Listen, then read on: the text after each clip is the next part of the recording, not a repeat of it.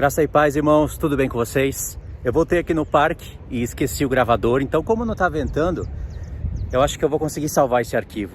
É com som do celular mesmo, tá? Eu estava escutando o 1 Tessalonicenses hoje e algo me chamou a atenção. Vou compartilhar com vocês em poucas palavras. Logo no primeiro capítulo, o apóstolo Paulo fala que a igreja de Tessalonicenses recebeu a palavra com poder do Espírito Santo. E que, sabendo disso, a gente sabe que houve sinais, prodígios. Eles receberam a palavra, eles se tornaram igreja modelo para todas as igrejas. E eles creram no poder de Deus e aceitaram a palavra.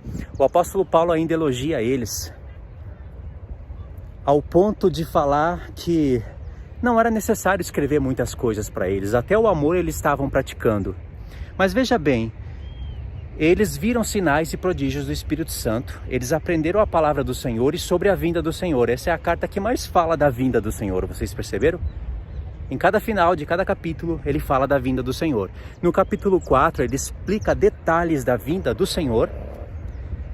E no capítulo 5, ele fala que não era necessário escrever nada em relação a épocas e tempos, que eles já estavam inteiramente entendido de tudo. E aí ele fala do dia do Senhor, certo?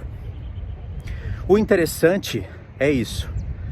A igreja recebeu a palavra, praticava o amor. Paulo disse que eles estavam inteirados da vinda do Senhor. Mas quando você vai para a segunda carta, o apóstolo Paulo já vê necessidade de falar para eles da vinda do Senhor. Ou seja, e ainda fala que ninguém era para enganar eles com carta, por espírito ou por palavra, como se o dia do Senhor estivesse perto. De uma carta para outra, a gente sabe que aconteceu coisas naquela igreja. Então é interessante que mesmo a igreja vendo sinais e prodígios, sendo ensinada pelo próprio apóstolo Paulo, você vê que ela cai no entendimento. E aí entram doutrinas na igreja e atrapalham o entendimento da igreja. O apóstolo Paulo deixou bem claro na primeira carta, ele fala assim: dizemos-vos isso pela palavra do Senhor, que nós, os que ficarmos vivos para a vinda do Senhor, de modo algum precederemos os que dormem. Se esse ficar vivo para a vinda do Senhor seria o arrebatamento naquela época, se ele acreditava que Jesus iria voltar naquela época, ele mentiu, porque ele disse que falava aquilo pela palavra do Senhor. Então o entendimento do apóstolo Paulo é outro, claro que é outro. Ainda tinha que formar as duas pernas da estátua, os dois pés da estátua, tinha que formar os 10 dedos de barro e ferro para depois a pedra vir e bater nos pés da estátua. Então o entendimento dele era outro, senão ele seria um falso profeta. Mas aí estavam enganando a igreja. Da primeira carta para a segunda carta você vê esse engano.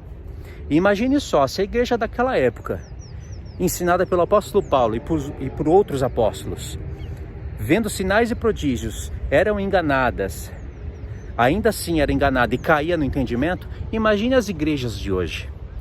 Então você tem que prestar muita atenção quando você estudar a carta do apóstolo Paulo nos nossos dias e ver esses detalhes.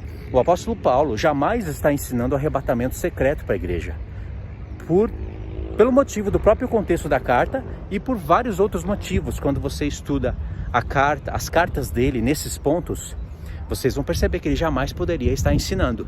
Aliás, ele deixou bem claro que ele dizia pela palavra do Senhor que os que ficassem vivos para a vinda do Senhor, ele se incluiu nós, não porque ele acreditava naquela época que Jesus ia vir, mas ele se colocou como igreja.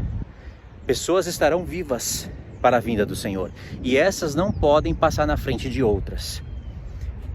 Entendeu como é importante você estudar a carta? E tem outros pontos dentro dessa carta que eu já ministrei no canal. Eu vou deixar aí a playlist dos vídeos do arrebatamento e vocês seguem, tá bom? Eu só quis compartilhar essa palavra pequena para vocês, mas é de grande importância para vocês entenderem e perceberem que hoje é mais fácil da igreja ser enganada do que naquela época, porque nós não vemos sinais e prodígios e não tem o apóstolo Paulo nas igrejas hoje.